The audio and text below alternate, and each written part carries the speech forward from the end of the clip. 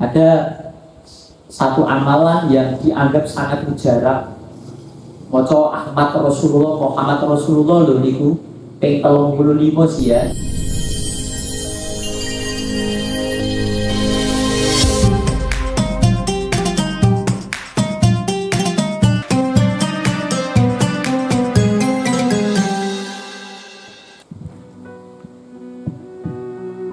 Al-Fatihah.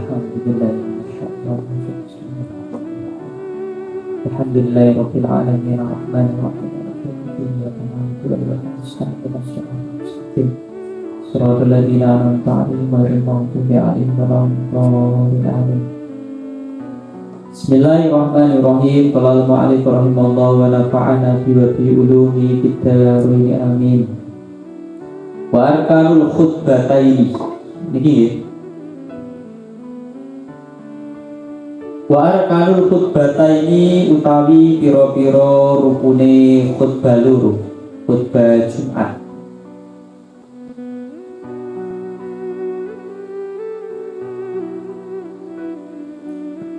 Jadi kemarin sudah dijelaskan terkait syaratnya Jumatan. Di antara syaratnya Jumatan harus ada 2 khutbah. Yang mana 2 khutbah ini tempatnya sebelum sholat Jumat. Berbeda dengan khutbah hari raya, kemudian khutbah sholat gerhana, khutbah sholat istisqa itu letaknya setelah sholat. Kalau Jumatan khutbah dulu baru nopo sholat. Makanya di antara ketentuan kalau ada sholat Jumat yang mana khotib dan imamnya itu berbeda. Jadi kadang kan masjid itu yang khutbah sama yang imam itu tidak sama. Kalau yang khutbah dan imam itu bukan orang yang sama, ada syarat imam atau yang mengimami sholat Jumat yang bukan orang yang khutbah itu harus termasuk orang yang mendengar khutbah. Jadi nek imamnya tekone keri, khutbah wis rampung lagi teko, tidak mendengarkan apa khutbah, itu maka syarat ini tidak terpenuhi. Makanya ketika ada praktek Jumatan yang khutbah sama yang imam sama dan yang khutbah dan imam berbeda, itu lebih baik khotib dan imamnya sama. Jadi ketika yang khotib kok bukan yang imam, artinya khotib dan imamnya itu berbeda, itu hukumnya makruh. Tapi nggak menjadi masalah ya, ketika khotib dan imamnya adalah 2 orang yang berbeda, asalkan yang ngimami dia termasuk orang yang mendengar khutbah. Wa arkanul khutbataini utawi pira-pira rukune khutbah loro hamdulillahi iku muji mari Gusti Allah. Jadi harus ya, karena rukun khutbah itu ada 5. Yang pertama harus ada memuji kepada Allah, ada hamdulillah, itu harus. Okay. Wassolatu lan maca sholawat ala nabi ing atase Kanjeng Nabi Muhammad sallallahu alaihi wasallam. Ada memuji kepada Allah, juga ada bersolawat kepada Kanjeng Nabi. Karena memang setiap ibadah kok di situ ada keharusan memuji kepada Allah, maka nanti juga ada keharusan menyebut Kanjeng Nabi Muhammad sallallahu alaihi wasallam. Contohnya kayak adzan.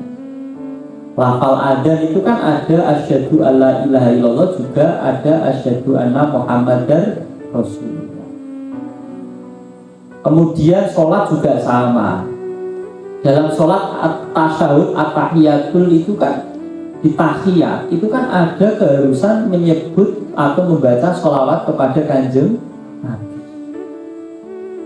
Nah, ini menunjukkan betapa istimewanya kedudukannya Kanjeng Nabi, di mana dalam setiap ibadah kok ada keharusan menyebut Allah, memuji Allah, maka ada keharusan juga menyebut atau bersolawat kepada Kanjeng. Makanya dalam rukun khutbah selain ada hamdulillah juga ada sholawat kepada Kanjeng Nabi Muhammad Sallallahu Alaihi Wasallam. Wal wasiyatu lan wasiat ditakwa kelawan takwa. Bihima ing dalem khutbatain. Artinya dalam khutbah, dalam dua khutbah hari Jumat itu harus ada wasiat. Adanya wasiat untuk mengajak jamaah atau ahli Jumat, ya, orang yang menghadiri sholat Jumat untuk bertakwa kepada Allah. Nah, kalau memiliki dijelaskan ikhtiarnya, yang lebih baik dan lebih berhati-hati itu selain wasiat bertakwa kepada Allah juga berwasiat mengajak untuk melakukan ketakwaan, melakukan ketaatan. Jadi selain ketakwaan juga ketaatan. Ayat memiliki dicontohkan lafal yang digunakan adalah usikum bitaqwallahi wa ta'ati. Jadi mengajak kepada umat Islam, mengajak orang-orang yang menghadiri sholat Jumat untuk bertakwa kepada Allah dan melakukan ketaatan. Yo ngajak ninggalaken apa maksiat. Wa ayatul lan maca ayat Quran. Muhimatun kang mahamake apa ayat, meskipun ayatnya pendek. Nggak menjadi masalah. Yang jelas ayat ini adalah ayat yang memahamkan. Fi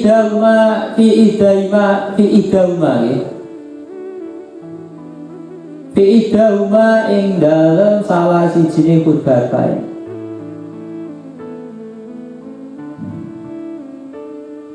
Biasanya itu terletak di khutbah yang pertama. Jadi harus ada pembacaan ayat Quran yang memahamkan.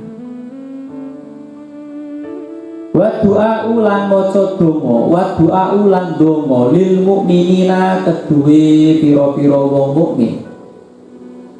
Yo wong mukmin yo terwakili ya mukminat.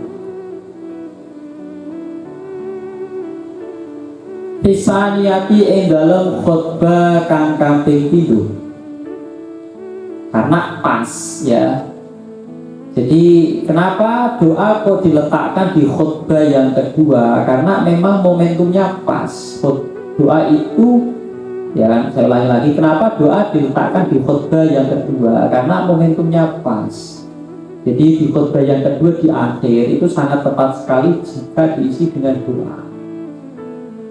Puji-puji mawon kan rata-rata ya doa yang terletak di akhir. Jadi ini rukun-rukun khutbah. Kalau ada satu saja rukun yang tidak dibaca dalam khutbah, maka khutbah Jumatnya tidak sah. Dulu pernah lo mengalami Jumatan, cuma kalau mboten nggih.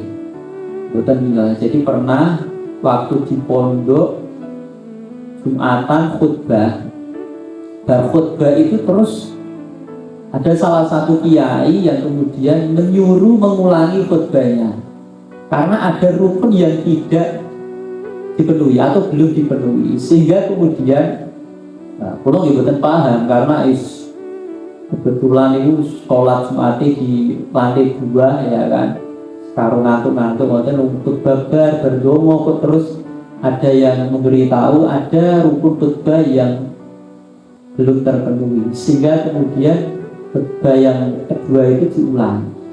Pernah itu, pernah. Lo betul rukun khutbah yang mana ya, ngantuk ya. Tapi yang jelas ketika ada rukun khutbah yang tidak dipenuhi, maka khutbahnya tidak sah. Kalau khutbahnya tidak sah, nanti sholat Jumatnya tidak sah. Oke. Karena ini satu paket. Khutbah Jumat sama 2 rakaat sholat Jumat itu satu paket. Dua-duanya harus memenuhi syarat dan rukun. Kalau ada yang tidak terpenuhi, maka nanti berimbas pada sah tidaknya Jumatan. Sebagian ulama kan mengatakan bahwa 2 khutbah itu adalah pengganti 2 rakaat, yang mana Jumatan itu dianggap sebagai pengganti sholat duhur. Sholat duhur kan 4 rakaat, Jumatan itu 2 rakaat. Ada yang mengatakan 2 rakaat lah, 2 khutbah itu pengganti 2 rakaatnya sholat duhur. Ada ulama yang mengatakan demikian, tapi ada yang mengatakan tidak, Jumatan ya sendiri. Enggak, 2 khutbah itu bukan pengganti dari 2 rakaat sholat duhur. Makanya harus hati-hati nih. Paling ya mungkin kita tidak terlalu memperhatikan itu rukun khutbahnya itu sudah terpenuhi atau tidak. Yang jelas rukunnya ada 5, yang kelimanya ini harus ada saat khutbah Jumat. Wa syurutuhuma utawi piro-piro syarate khutbataini, syarate khutbah luru. Atau tadi rukunnya ada 5, sekarang syaratnya ada 7. Kalau rukun itu kan dia harus ada saat khutbah dimulai sampai khutbah terakhir. Artinya ketika seseorang khutbah, selama khutbah itu rukunnya harus semuanya terpenuhi. Kalau syarat ini sebelum khutbah juga harus terpenuhi. Ya, makanya dulu ketika kita membahas sholat itu kan ada syarat sholat, ada rukun sholat. Kalau syarat itu harus ada sebelum orang itu masuk atau menjalankan sholat. Tapi kalau rukun sholat harus ada saat orang itu melakukan sholat. Syarat itu harus ada sebelum, dan syarat itu harus ada terus sampai sholat itu selesai. Kalau syarat kok di tengah-tengah sholat ada yang tidak terpenuhi, misal syarat sholat kudu dalam keadaan suci atau dalam keadaan auratnya tertutup, di tengah-tengah sholat auratnya kebuka, atau di tengah-tengah sholat hadas, berarti kan sholatnya jadi batal. Wa syurutuhuma utawi piro-piro syarate khutbataini at-thaharatu iku suci anil hadasaini saking hadas loro. Jadi wong khotib itu harus dalam keadaan suci dari 2 hadas, hadas kecil maupun hadas besar.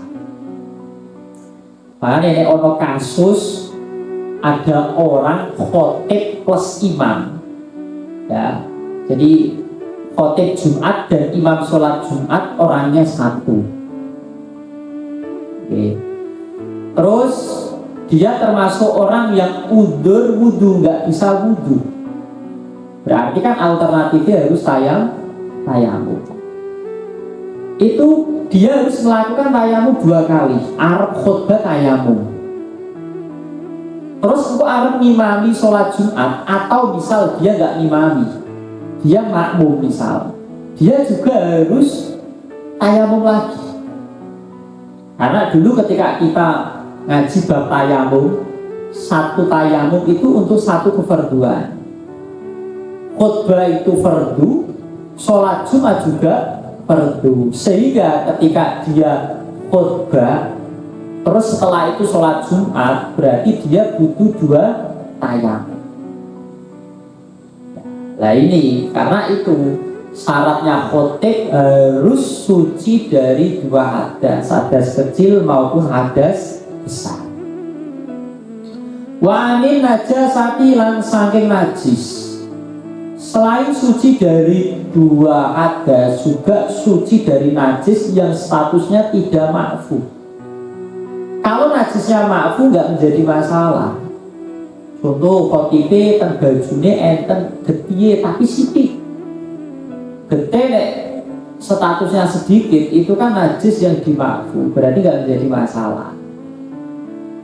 Tapi misal kan bajune kok ono najis yang tidak makfu, ternyata ning bajune enten telek ceceke misal. Telek cecek itu kan nek menjatuhi baju dulu itu kalau langsung dikibasaken ngeten. Ibu blek langsung dibasaken langsung. Niku kan nggak masalah. Tapi nek tiba terus nempel di situ dan cukup lama ya udah nggak makfu. Artinya termasuk najis yang nggak makfu. Jadi harus suci dari hadas juga suci dari najis. Fil badani ing dalem badane wal makani lan panggonane awake kudu suci dari hadas dan najis. Tempatnya harus suci dari najis.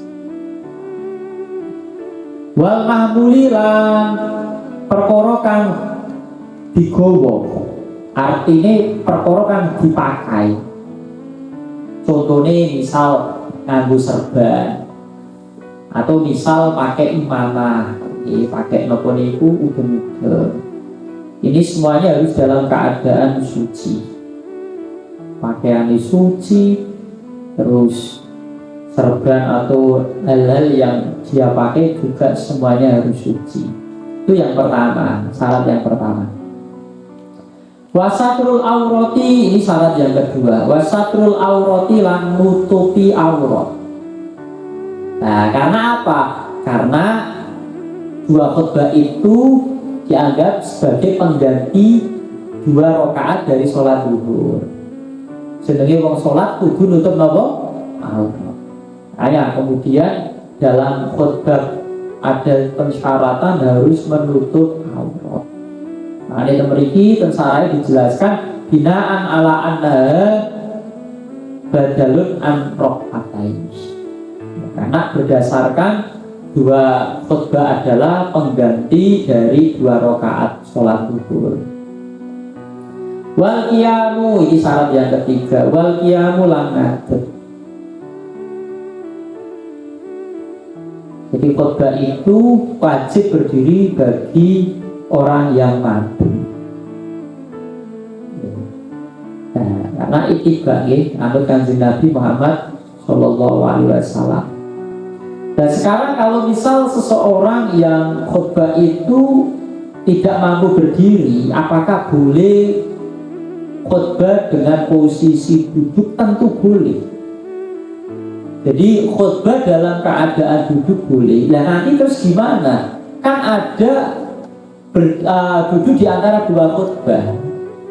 Lalu terus berarti nunggu khutbah nunggu terus duduk di antara khutbahnya, bagaimana prakteknya? Ya nanti dipisah dengan diam sejenak. Jadi khutbah pertama selesai diam. Setelah itu kemudian mulai khutbah yang kedua. Nggak apa-apa. Khutbah dalam kondisi duduk jika memang tidak mampu berdiri. Tapi kalau mampu berdiri tidak diperbolehkan khutbah dalam posisi duduk. Wal julusu, ini syarat yang keempat. Wal julusu lan lungguh bainahuma ing dalem antarane khutbatain. Lagi-lagi alasannya lil ittiba anut Kanjeng Nabi. Dan duduk di antara 2 khutbah ini, duduknya ini ya kadar orang tumakninah. Harus ada tumakninahnya di situ. Jadi nggak boleh terus khutbah pertama selesai terus duduk nggak kadar tumakninah terus berdiri, itu nggak boleh. Karena tumakninah di dalam duduk di antara 2 khutbah itu hukumnya wajib. Ya kan tadi kan, jadi andaikan karena duduk di antara 2 khutbah ini syarat, maka harus ada. Sehingga ketika seseorang kok khutbah dalam posisi duduk karena dia tidak mampu berdiri, boleh asalkan ada pemisah di antara 2 khutbah tadi. Dengan apa? Dengan sakta, dengan diam sejenak. Kadar apa? Kadar tumaknina, kadar seperti orang membaca subhanallah. Nah iso yo cepet-cepet. Karena apa? Duduk di antara dua ini termasuk waktu yang mustajab. Jadi nek iso pas khotibin itu duduk di antara dua khotbah, kan meneng kan ya, kalian dongo. Ini termasuk waktu yang mustajab. Dino Jumat kan dino sing mustajab kanggo dongo. Lah itu ulama berbeda pendapat. Apakah sepanjang hari Jumat ataukah di waktu-waktu tertentu? Ada yang mengatakan ya sorenya hari Jumat. Ada yang mengatakan ya pas tadi khotib duduk di antara dua khotbah. Makanya ini kan pas waya Jumat terakhir bulan Rejab kan ya, sing enten minal mujarobat ya. Ada satu amalan yang dianggap sangat mujarab. Moco Ahmad Rasulullah Muhammad Rasulullah loh niku ping 35 sih ya. Nah itu kan posisinya atau waktunya kan saat khotib duduk di antara dua khotbah. Nah ini ya, jadi momen ketika khotib itu duduk di antara dua khotbah itu waktu yang mustajab. Jadi nek khotib kuwi pas duduk di antara dua khotbah, usahakan kalian berdoa. Orang terus menang kok ya kan. Oh khotibnya menang melu menang enggak ya. Itu waktu yang sangat mustajab untuk berdoa. Besok nek Jumatan pas tadi ya, itu momentum yang pas kalian untuk berdoa.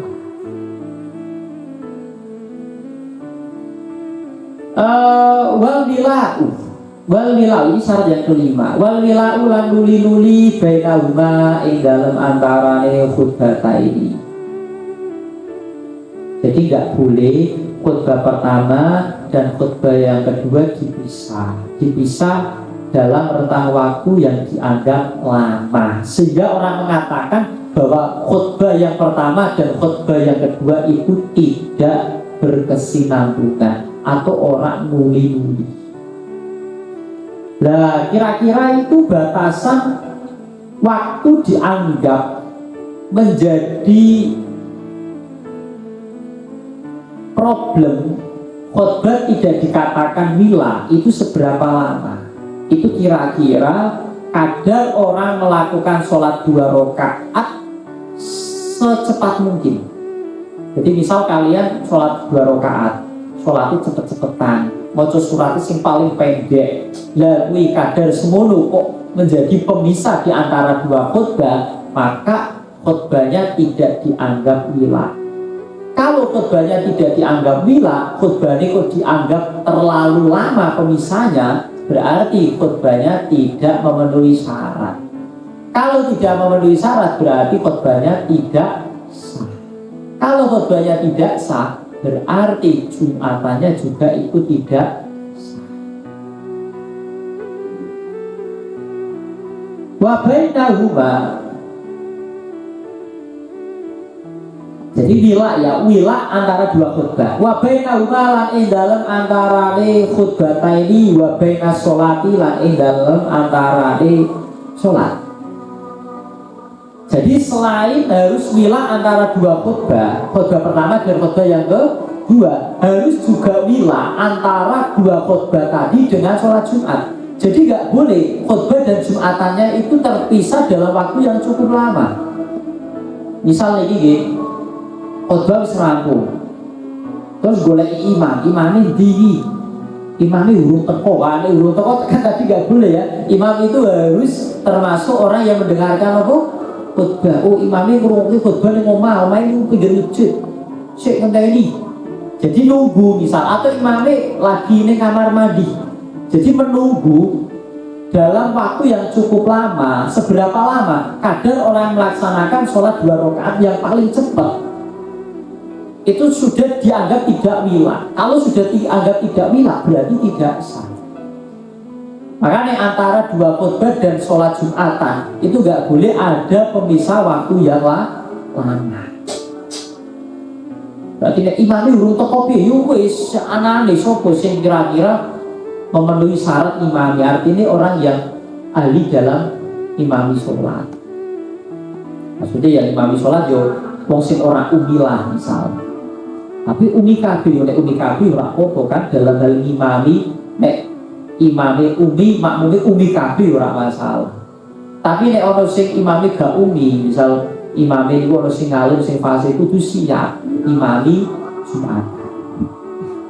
Misal sampean ning pondok dilala pas liburan, imame mundur, ora teko, ya kan? Terus wonge niku wong sing ora ngaji kabeh, sampean sing ngaji kudu siap imam. Jadi nggak boleh ada pemisah yang cukup lama antara dua khutbah pertama dan khutbah kedua, dan antara dua khutbah dan sholat Jumat. Tapi nek pemisahnya kira-kira kadang orang sholat 1 rakaat nggak apa-apa. Misal imamnya wudu sik misal. Ya kayak misal kan kasus tadi, khotib dan imam adalah orang yang cara bersucinya tayamum. Berarti kan sebelum khutbah kudu tayamum riyin. Bar khutbah arep ngimami tayamum neh, nunggu tayamum enggak masalah.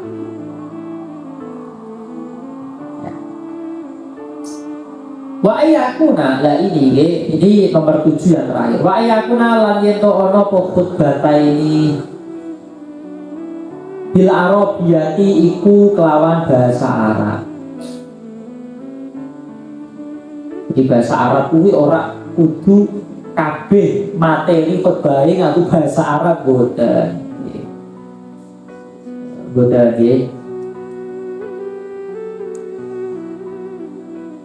Jadi ya paling enggak tadi deh yang Arab-Arab itu kayak nopo niku hamdulillah atau qiraah. Okay.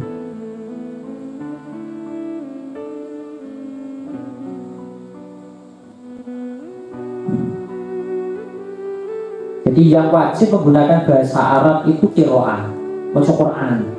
Maca Quran itu kudu bahasa Arab. Alhamdulillah temeriki berarti 3.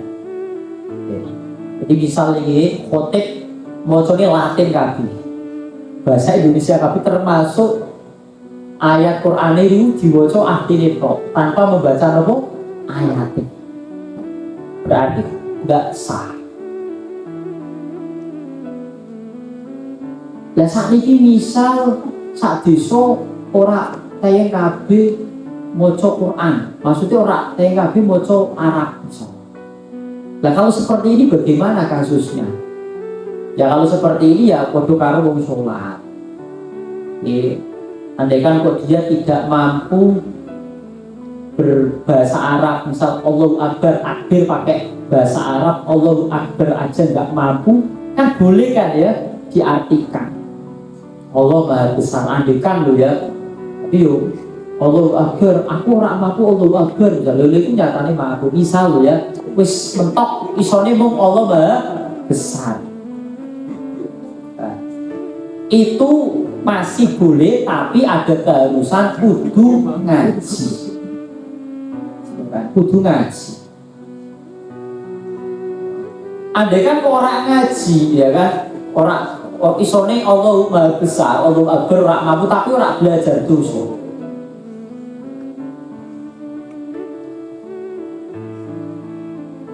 Temeriki nek qiraah ya maca ayat Quran itu fala takunu ila bil arabiyah.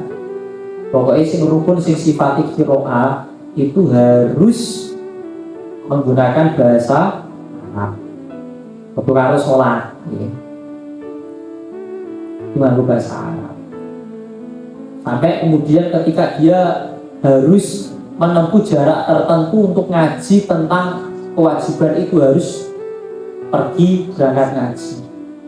Jadi misal kok yang di sana sampean pucuk gunung, ora tayang kabeh maca ayat Quran misal, kudu wajib belajar, wajib meskipun menempuh jarak yang cukup jauh untuk belajar.